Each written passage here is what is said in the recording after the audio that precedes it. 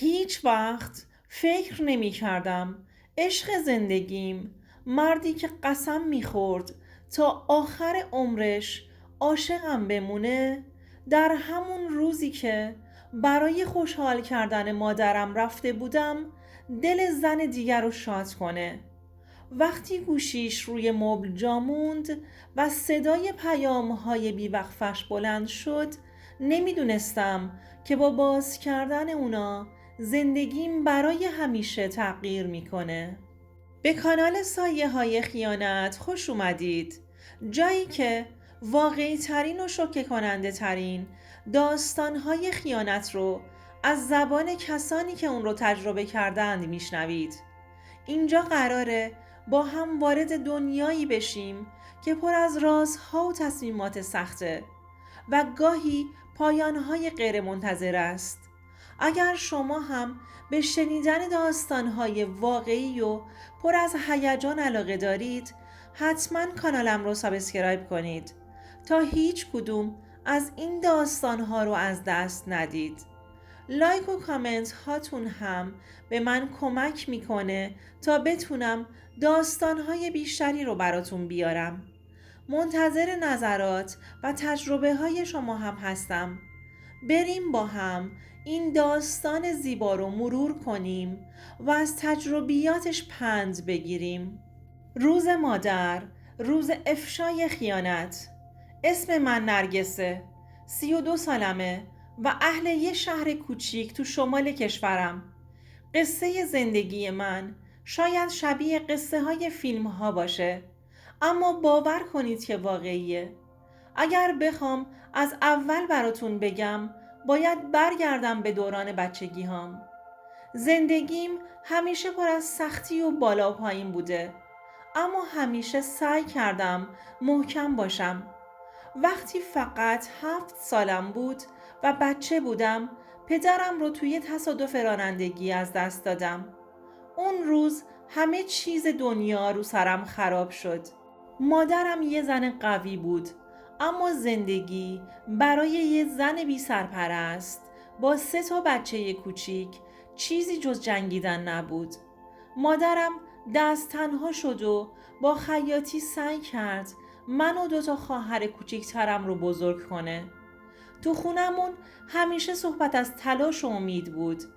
مادرم خیاط بود و از صبح تا شب پشت چرخ خیاطی می نشست تا ما بتونیم درس بخونیم و یه روزی یه زندگی بهتر داشته باشیم. من بچه اول بودم و همیشه حس می کردم باید مثل یه ستون برای خواهرام و مادرم باشم. از همون بچگی یاد گرفتم که هیچ چیز راحت به دست نمیاد. وقتی 24 سالم بود دیگه به این باور رسیده بودم که زندگی فقط سختی و کاره. تو همون روزا یکی از دختر خاله هام که تو شهر دیگه ای زندگی می کرد یه مهمونی ترتیب داد و گفت میخواد یکی رو به هم معرفی کنه. راستش اصلا فکر نمی کردم چیزی از این آشنایی در بیاد. وقتی آرمان رو دیدم همه چیز عوض شد. آرمان یه مرد قد بلند و خوش تیپ و مؤدب و با اخلاق از یه خانواده ثروتمند بود. از همون اول تو چشماش یه چیزی بود که حس می کردم میتونم بهش اعتماد کنم.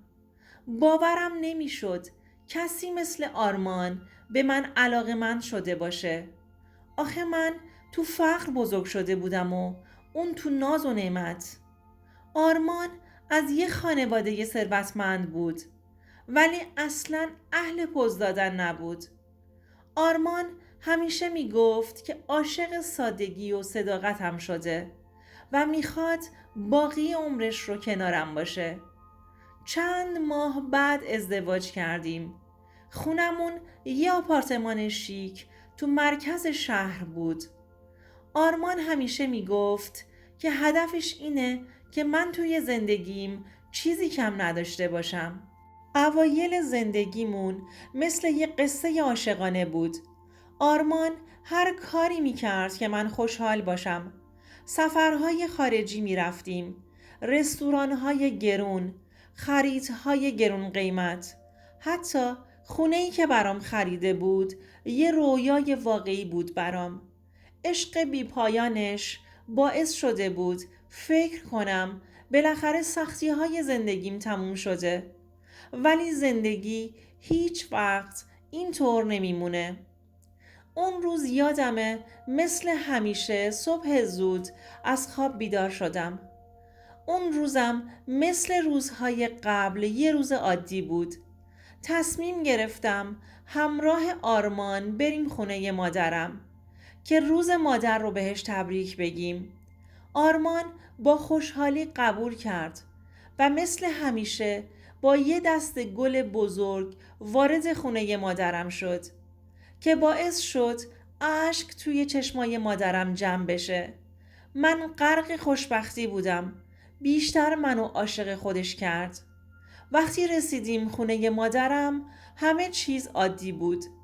مادرم خوشحال بود که هر دوتامون رو میبینه و ما هم کلی با هم خندیدیم.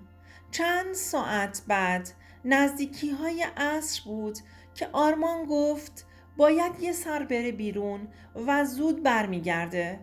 دلیلش خیلی ساده بود. باید برای یکی از پروژه های کاریش میرفت. اصلاً بهش شک نکردم. آخه چرا باید شک میکردم؟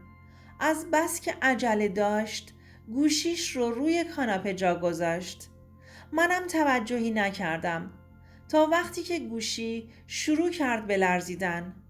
اول فکر کردم شاید پیام کاری باشه، ولی لرزش گوشی تمومی نداشت و پیام ها همینطور ادامه پیدا می کرد. کنجکاو شدم و گوشی رو برداشتم. صفحه گوشی قفل نبود. پیام از یه شماره ناشناس بود. اما محتوای پیام ها اینجوری بود: عزیزم کی میای؟ دلتنگتم، بیا زودتر. و حتی یه عکسی که زنی رو نشون میداد. زنی توی خونه‌ای که من نمیشناختم. قلبم داشت از جا کنده میشد. دستام میلرزید و نمیدونستم چی کار باید بکنم. نمیخواستم باور کنم. آرمان کجا رفته بود؟ اما پیام واضح بود. چرا آرمان به من خیانت کرده بود؟ نمیخواستم جلوی مادرم چیزی بروز بدم و گوشی رو گذاشتم سر جاش. به بهانه سردرد رفتم تو اتاق بچگی هام. همونجا گریم گرفت. وقتی که آرمان برگشت چیزی به روش نیاوردم. فقط بهونه آوردم که باید زودتر برگردیم خونه. تو راه فقط سکوت کرده بودم. ذهنم پر از سوال بود، اما هنوز نمیدونستم چه واکنشی باید نشون بدم. ولی دیگه نمیتونستم همون آدم سابق بشم. چند روز تو سکوت گذشت. چند روز با خودم جنگیدم. نمیتونستم غذا بخورم. نمیتونستم بخوابم. ذهنم پر از سوال بود. چرا؟ مگه ما خوشبخت نبودیم؟ دلم نمیخواست باور کنم. کسی که روزی فکر میکردم همه چیزمه حالا به من خیانت کرده.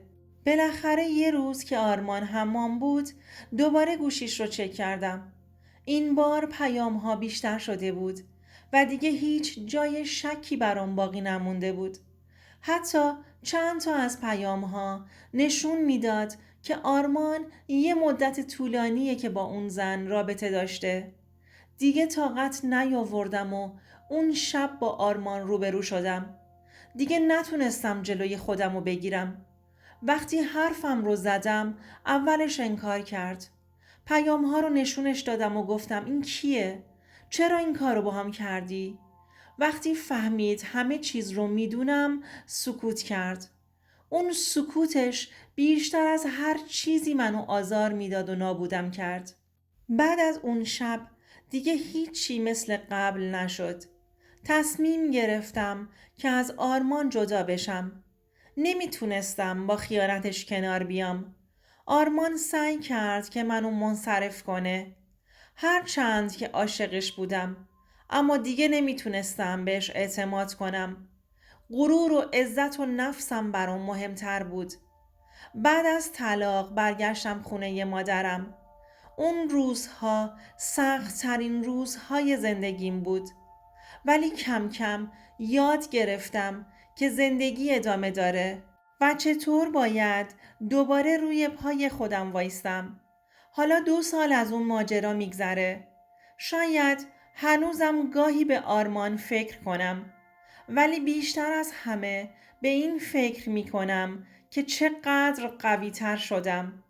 بیشتر از قبل به خودم افتخار میکنم که اجازه ندادم خیانتش منو از پا بندازه. اگر توی زندگیتون با خیانت روبرو شدید، بدونید که این پایان دنیا نیست. خیانت تقصیر شما نیست و نباید اجازه بدید غرورتون زیر سوال بره. قوی باشید و خودتون رو پیدا کنید. به یاد داشته باشید که زندگی همیشه یه شانس دوباره به آدم میده. مهمترین عشق توی زندگی عشق به خودتونه.